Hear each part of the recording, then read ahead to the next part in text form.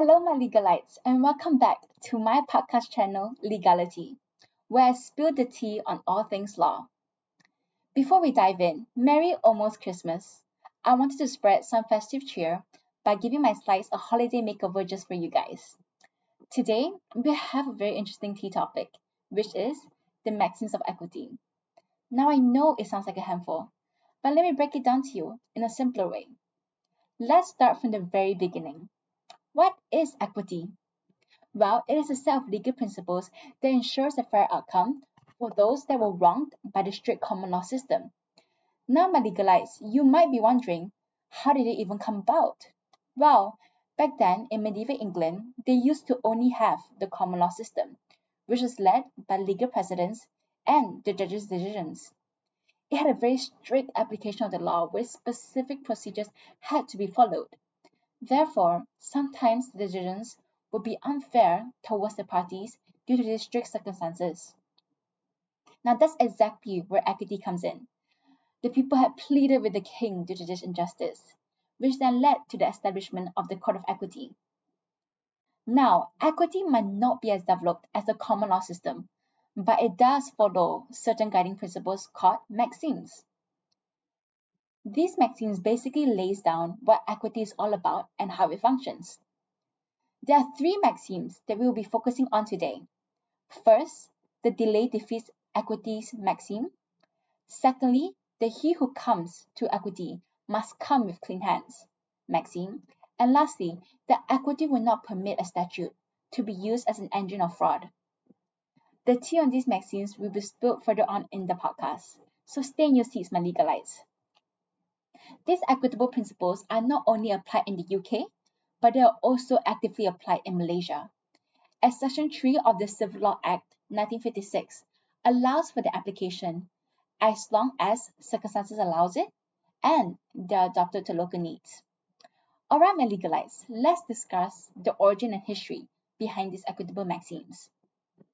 After the Court of Equity was established, equity was inconsistently applied by each chancellor, to the point where equity was criticized as being as long as the chancellor's foot, meaning that the application of it depended on which chancellor was in charge.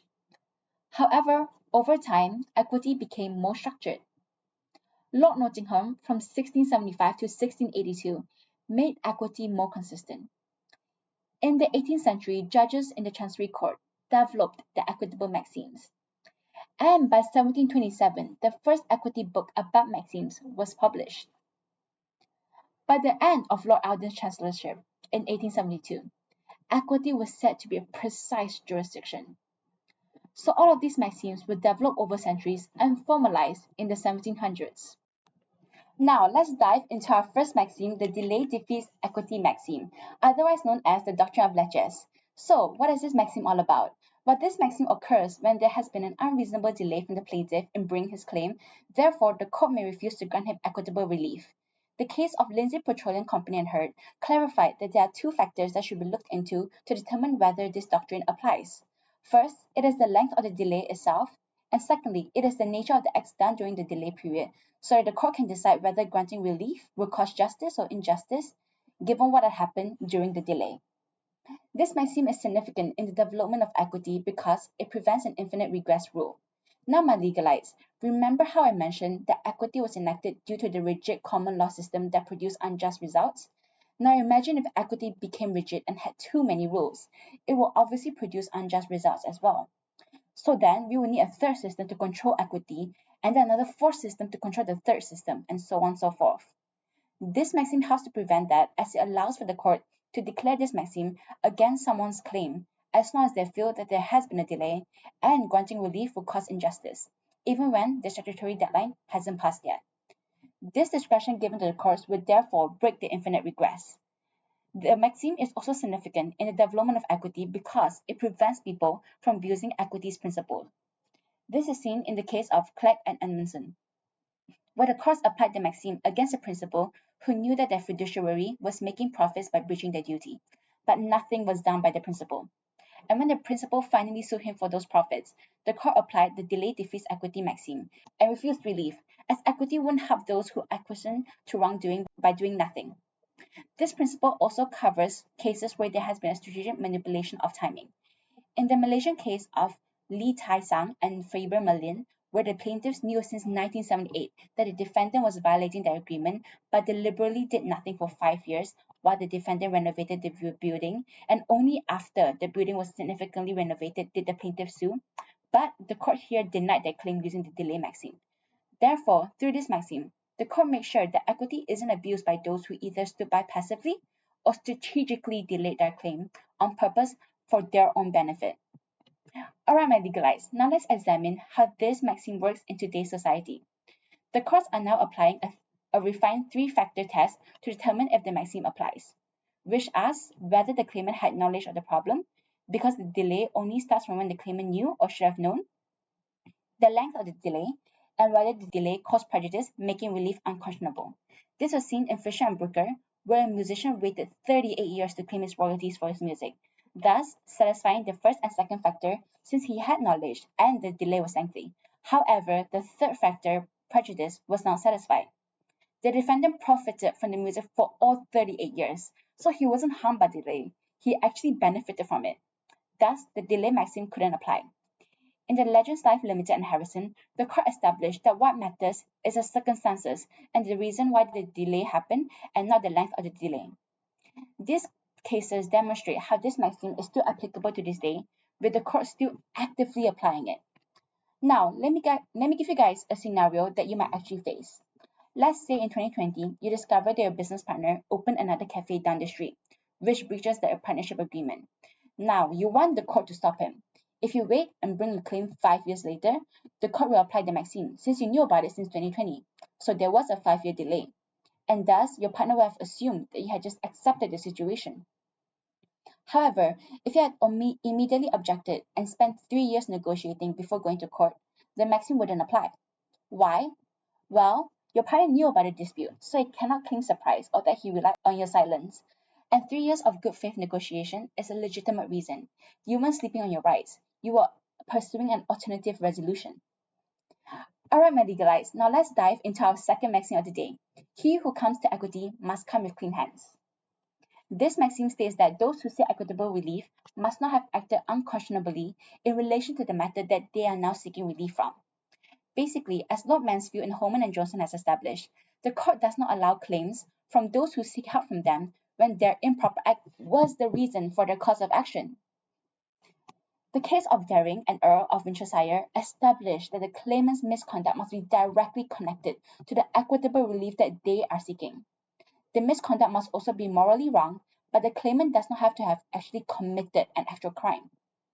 The modern test in UBS and Communal Reservoir Leipzig asks us whether the claimant is trying to benefit from the misconduct in such a direct way that granting relief would be inequitable. These requirements are seen in D&C Builders Limited and Reeses, where the Reeses paid a construction firm to do work that was worth £732. The Reeses paid £250 upfront, but when asked by the construction team for the remaining amount, they refused and only offered £300, while knowing that the construction team was struggling financially. When the team sued them, the Reeses tried to use the defense of the equitable doctrine of estoppel. The court held that the estoppel did not apply here due to the clean hands maxim. In this case, the Reeses' misconduct was directly connected to the estoppel relief that they were seeking, and that what they did was morally wrong, though it wasn't a crime. Now, my legalites, this maxim dates back to before the formal development of the English equitable maxims. There has been evidence of the clean hands principle, appearing in ancient Sumerian Assyrian Chaldean tablets from shortly after the Hammurabi's period.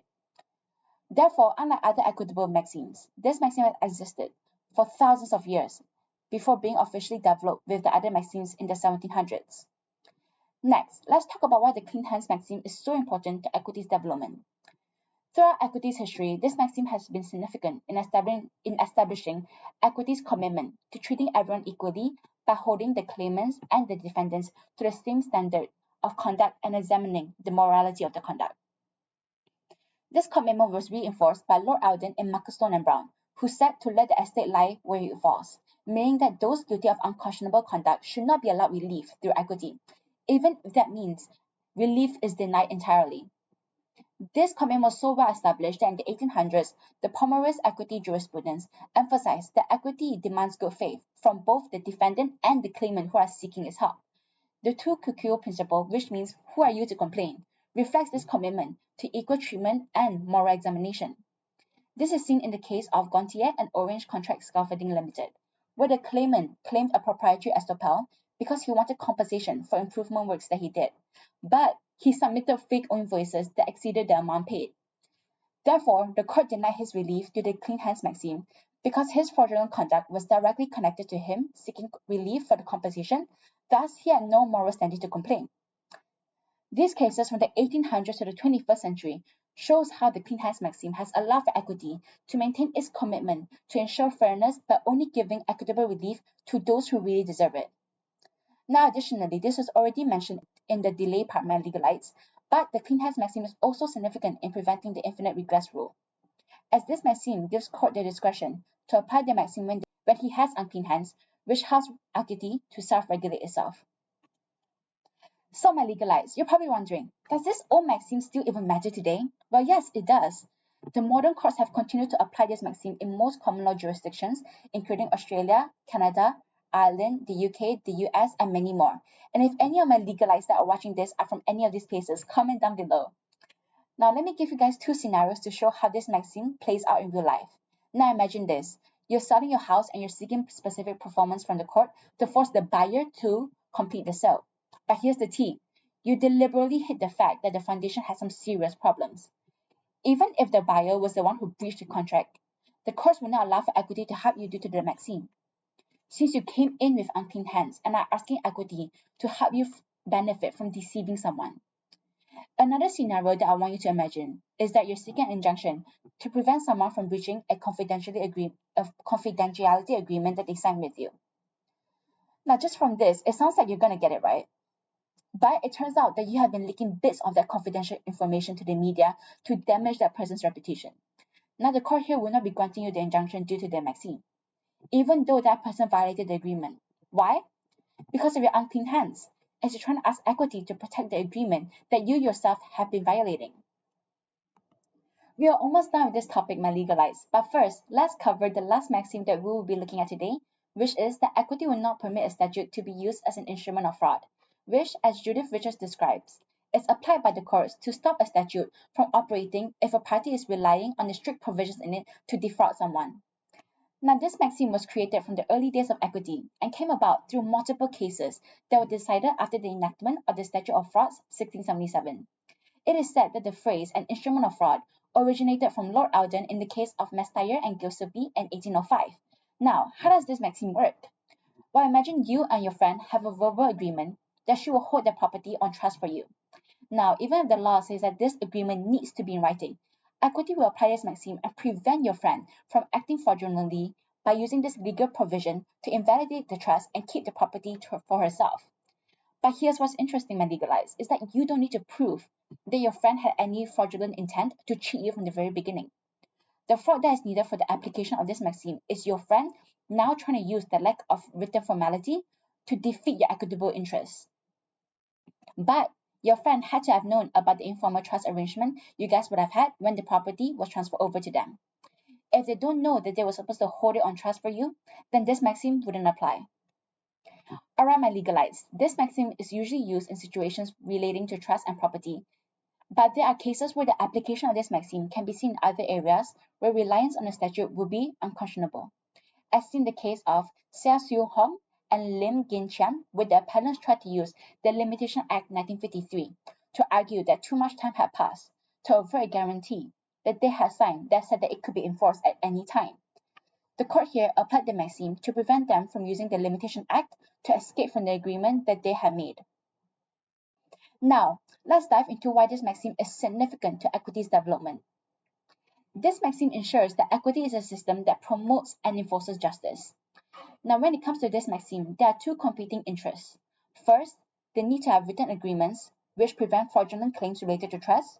And secondly, the worry that if the courts are too strict on the need for written agreements, then people will use this strictness to cheat others. To promote justice, equity had to find a middle ground around this issue. And this balance between the competing interests is seen in the cases that have applied this maxim. In Rochefoucauld and Boustet, the Comtesse's mortgage land was sold to Boustet, who was supposed to hold it on trust for her. But there was no written agreement regarding their trust. Thus, when the Comtesse tried to get her land back, Boutisse argued that she couldn't, as there was no written agreement. The court held that this maxim applied and allowed for verbal evidence to be used to prove the existence of a trust, since Boustet knew about the trust, but was just using the technicality to steal the land. In the case of Neil and Willis, a husband borrowed money from his mother-in-law in order to buy a house, with a condition that the house would be under his and his wife's name. But he only bought the house under his own name. The court applied the maxim here to protect the wife, even though she was never part of the agreement. This case shows how the maxim enforces justice to protect those who weren't even part of the original agreement. Now, let me paint a picture for you on how this maxim actually works in today's society. Let me give you a scenario.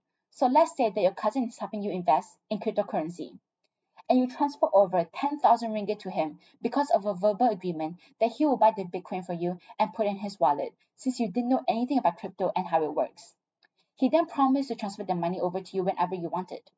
Now let's say that 6 months has passed and the Bitcoin has doubled in value, and your cousin is now saying that the Bitcoin is his, since you have no proof of a written arrangement that he was managing the Bitcoin for you. The court in this case will apply the maxim to prevent your cousin from using the lack of a written agreement to steal your investment. Now here's another scenario that I want you to imagine. Let's say that you and your partner verbally agree to set up a company that's only under your name to save on costs and speed up the process, but you'll be holding half the ownership on trust for them.